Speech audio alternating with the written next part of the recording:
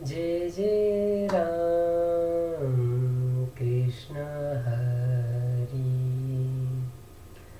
भोला पुंडलिक हरी विठ्ठल श्री ज्ञानदेव तुकाराम। पंढरीनाथ भगवान की जय। संत सद्गुरु गणेशनाथ महाराज की जय। आज यहाँ पे संत सद्गुरु गणेशनाथ महाराज जी के 147वें आगम पे प्रवचन कर रहा हूँ और इसमें उन्होंने सत्व परीक्षा का स्वरूप बताया है। कहते हैं जब हम परमार्थिक मार्ग पर चलते हैं तब हमारी सत्व परीक्षा ली जाती है। इससे पता चलता है कि हम कितने धैर्यशील हैं। इसका मतलब क्या होता है?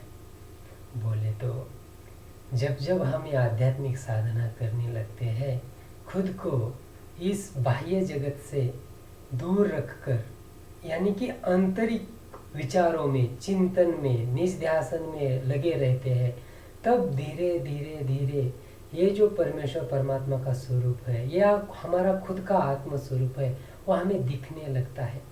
देखिए, घर में एक घड़ी बिठाई है और उसकी टिक टिक टिक आवाज़ आ रही है। जब हम काम में रहते हैं पूरे दिन भर, तब हम वो आवाज़ सुन नहीं सकते, परंतु जब शाम को रात हो जाती है, सब काम सब बंद हो जाते हैं, तब सुनिए, जब हम सोए होते हैं तब वो घड़ी का आवाज़, यानी कि सोने के लिए जाते हैं तब वो घड़ी का आवाज़ कैसे हमें सुनाई देता है। बिल्कुल वैसे ही जब हम खुद को चिंतन करने के लिए, मनन करने के लिए समय देते हैं, तब ऑटोमेटिकली वो हमारे खुद के अंतःकरण की आत्मा की आवाज़ हम सुन पाते हैं। और ये जैसे ही इस मार्ग पे हम चलने लगते हैं, वैसे ही जो हमारे 10 इंद्रिय है, जो बाह्य जगत से अटैच है, यानी कि कभी आँखों को देखने की इच्छा होती है, मुंह को कुछ खाने की इच्छा होती है, कानों को कुछ सुनने की इच्छा होती है, इसके कारण वो बाह्य जगत की तरफ खींचे जाते हैं, यानी कि वो विषय वासनाओं को पास करना चाहते हैं। अगर हम सच्चे साधक हैं, हमें सही में वो आतुरता है कि कब मैं वो मेरा आत्मस्वरूप देखूं, तो हम चलते रहेंगे, हम इन बातों को नहीं सोचेंगे, हम इंद्रिय निग्रह करेंगे शुरू के समय, और धीरे धीरे अंतःकरण से उन विषय वासनाओं की भावनाओं को हम त्याग कर देंगे। परंतु अगर हम उस सत्व परीक्षा को क्लियर नहीं कर पाए, हम उस एग्जाम को क्लियर नहीं किया, तो हम वहाँ फेल हो जाएंगे। यानी कि उस परमार्थिक मार्ग पर चलते चलते हम निकल जाएंगे बाजू को। तब अर्जुन जी, मेरे अर्जुन कहते हैं कृष्ण परमात्मा को, तो उस भक्त का जिंदगी में क्या होता है? ऐसे बीच में ही जिसने मार्ग छोड़ा, तो मेरे कृष्ण परमात्मा कहते हैं, डर मत, तू चलते रह। अगर एक कदम भी तूने इस परमार्थिक मार्ग के पर एक उठाया तो व्यर्थ नहीं जाएगा। उसी कदम से आगे चलने की राह तुझे नेक्स्ट जन्म में, यानी कि जब हम मृत्यु को प्राप्त होते तब हमें लगता है कि मैं तो परमार्थिक मार्ग सेलेक्ट किया था, अगर चल जाता तो आज मैं वो आत्मस्वरूप देख पाता, परंतु किसी कारणवश मैंने वो छोड़ दिया। अब मेरे अंतःकरण में इच्छा क्या रहेगी कि वो जो एक कदम उठाया था वो दूसरा कदम उठाने की इच्छा रहेगी, और उसके अनुरूप हम बाद में जन्म लेके और चलते रहेंगे।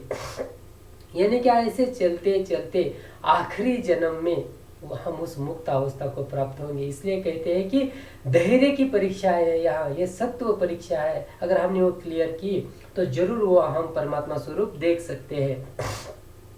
आगे कहते हैं, कभी कभी तो हमें हमारे सुखों का त्याग और जो हमने कमाया हुआ धन है उसका त्याग करके खुद को इन सभी बातों से विरक्त करना होता है। यह क्या मतलब है इसका? यानी कि जब हम ये आध्यात्मिक साधना करते हैं, तब जैसे हमारे अंतःकरण के विषय वासनाएं हमें खींचती है, हमें लुभाती है, वैसे ही ये बाह्य जगत संबंधी जो हमने धन संपदा, जो हमारे नाते संबंध बनाए हैं, वो भी हमें खींचातान करते हैं। यानी कि जब हम बिजनेस में फेल होते हैं और उसी समय हमारे अंतःकरण में वैराग्य आता है कि यार मैं फेल हो गया, एक उदासी आती है। अगर उसको हमने सही मार्ग दिखाया, परमार्थिक मार्ग दिखाया, तो हम आत्मचिंतन करेंगे क्यों फेल हुआ और उसके कारण क्या है, वो थोड़ा सोचेंगे और नेक्स्ट टाइम जब काम करेंगे उन परिणामों को याद में रख के काम करेंगे।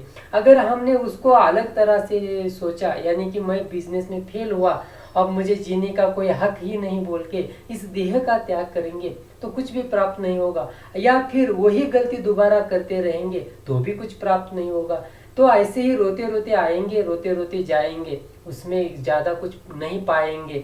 अगर कुछ पाना है तो हमें क्या करना पड़ेगा? आत्मचिंतन करना पड़ेगा। धन जाए या देह जाए उसकी चिंता मत करो। ना ये हम कभी लेके आए थे, ना कुछ लेके जाएंगे। ये पंचमहाभूतों का देह है, यहीं पे रहेगा। इस देह से हमने जो धन संपदा कमाई है वो यहीं से ली थी, यहीं पे छोड़ना पड़ेगी। तो हमें करना क्या है? वो हमारा आत्म स्वरूप जानने का प्रयास करना है। और वो जानते समय चाहे धन छूटे या देह छूटे, मत डरो, सिर्फ चलते रहो। मेरे स्वामी विवेकानंद जी कहते हैं कि उठो, जागो हो और तब तक चलते रहो जब तक कि उस देह की प्राप्ति नहीं करते। जरूर वो हम देह प्राप्त कर पाएंगे।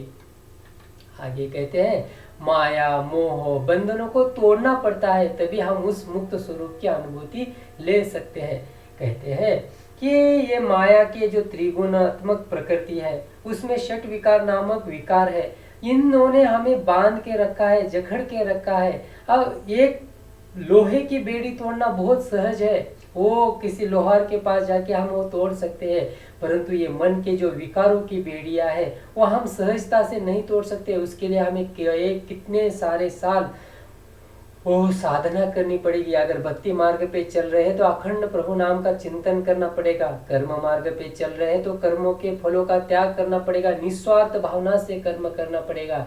ज्ञान मार्ग पे चल रहे हैं तो परमार्थिक स्वरूप की प्राप्ति का उद्दिष्ट सामने रख के ज्ञान का अर्जन करके ज्ञान अभिमान ना आना, ऐसी स्थिति खुद को प्राप्त करनी पड़ेगी। और योग साधना पे चल रहे तो रिद्धि सिद्धि को भी ठुकराना पड़ेगा, क्योंकि बहुत सारे लोग उस योग साधना पे चलते हैं पर लोगों को वो चमत्कार दिखाते बैठ जाते हैं और उसी में उनकी सभी रिद्धि सिद्धि खत्म हो जाती है। जहां वो परमार्थिक स्वरूप देखना था वो देख ही नहीं पाते, क्योंकि वो चमत्कार दिखाना ही उचित मानते हैं। तो यहाँ हमें चलते रहना है। ये सभी माया के जितने भी विकार है, ये त्रिगुणात्मक जो प्रकृति से बाहर जाना है तो हमें पहले वो अहंकार को जीतना पड़ेगा, अहम भाव को जीतना पड़ेगा और उसके ऊपर ये परमेश्वर परमात्मा का स्वरूप देखना पड़ेगा। आगे कहते हैं, संत सदगुरु गणेशनाथ महाराज जी कहते हैं कि विश्व का कर्ता परमेश्वर परमात्मा एक है, वैसे ही सर्व जीवों के अंतःकरण में आत्म स्वरूप एक है। यह जानने से ही भेदभाव की भावना दूर हो सकती है। देखा जाए तो इस विश्व का अगर कर्ता कर्विता हमने जाना तो हमें पता चलेगा कि वो एक ही है। वैसे ही वही चैतन्य स्वरूप सबके अंतःकरण में रहता है। अगर ये हमने चैतन्य स्वरूप जान लिया तो जो हम बांटा हो, मतलब मानव समाज जो बट गया है अनेक अनेक प्रकार के धर्म जाति, इसमें वो नहीं बटेगा। तो क्या होगा फिर? ये भेदभाव संपूर्णता नष्ट हो जाएगा और ये जो झगड़े हैं ये सभी बातें नष्ट हो जाएगी वहाँ, और हम अखंड प्रभु नाम का चिंतन कर पाएंगे या वो आत्म सुख में तल्लीन रह पाएंगे। हम ही नहीं, पूरा विश्व सुखमय हो सकता है अगर ये मार्ग हमने चुन लिया तो। गणेशनाथ गणेशनाथ गणेशनाथ गणेशनाथ गणेशनाथ गणेशनाथ गणेशनाथ गणेशनाथ।